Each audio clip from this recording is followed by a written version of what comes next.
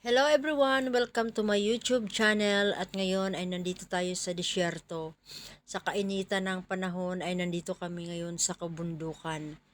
Dahil walang pasok kaya dito kami naglalagi. At minsan lang tayo guys makapag-upload dahil nga sa sobrang busy natin ngayon.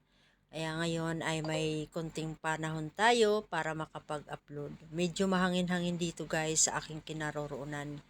Mabuhangin ngayon. Samahan nyo ako guys sa aking pagpapakita sa inyo ng kabundukan dito. Mga bundok-bundok, mga buhangin. Ayan o, puting-puti. Diba? At ayan guys, tara at samahan nyo ako. Ayan guys, oh, yun may camel doon, banda. Ang luwang. At ang layo pa ng aming kapitbahay at pa sa banda roon. Ayan. Malayo-layo pa. Ayan. Diba? Ang luwang, ang lawak ng disyerto. Last din na namin dito kaya tayo ay lumabas. Sa sobra pong init dito kaya hindi kami nakakalabas ng umaga na ganito nakakatagal kasi sobra pong init. Ang init talaga dito. Ang sakit sa balat kaya ngayong hapon ay lumabas ako. Pero mainit pa rin. Ayan o guys. O, tingnan nyo doon banda, diba? At ito namang bundok na to ay dito kami nagtatambay tuwing winter. Dito kami umuupo tuwing umaga at hapon kasi maganda dito tambayan. Mababa na siya ngayon pero pag winter ay tumataas itong buhangin. Oh, yan oh. Hindi siya gaano kataas.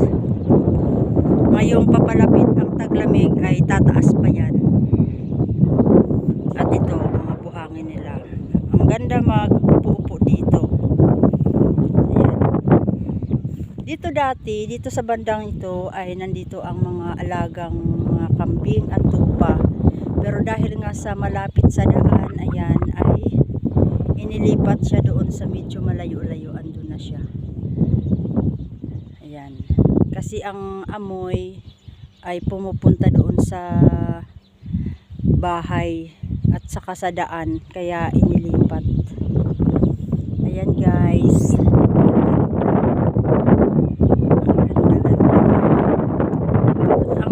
Ganda dito guys yung magmotor-motor, yung sinasabi nilang radya. Ang ganda dito. Aakyat bababa ka dito sa mga bundok-bundok. Yan o. Ayan, doon. At yan lamang at maraming salamat sa mga nanonood. Sana suportahan ninyo ang aking maliit na tahanan, ang aking maliit na channel. Na hindi ako nakapag-upload. Matagal na, mga ilang ano na ako na hindi nakakapag-upload kasi nga sa sobrang busy ngayon namin. Alam nyo naman ang buhay ng isang OFW. Lalo na limited lang ang aming mga video pwedeng i-upload kasi pinagbabawalan po kami. Pinabawalan kami na mag-upload ng hindi pwedeng sa loob ng bahay, hindi dito lang sa labas. Dahil nga wala naman akong day off, kaya tiyaga-tiyaga na lang ako sa kung ano-ano na lang ang pwede kong may upload. Diba? Mayroon lang tayong maipakitang magandang view. Ayan guys.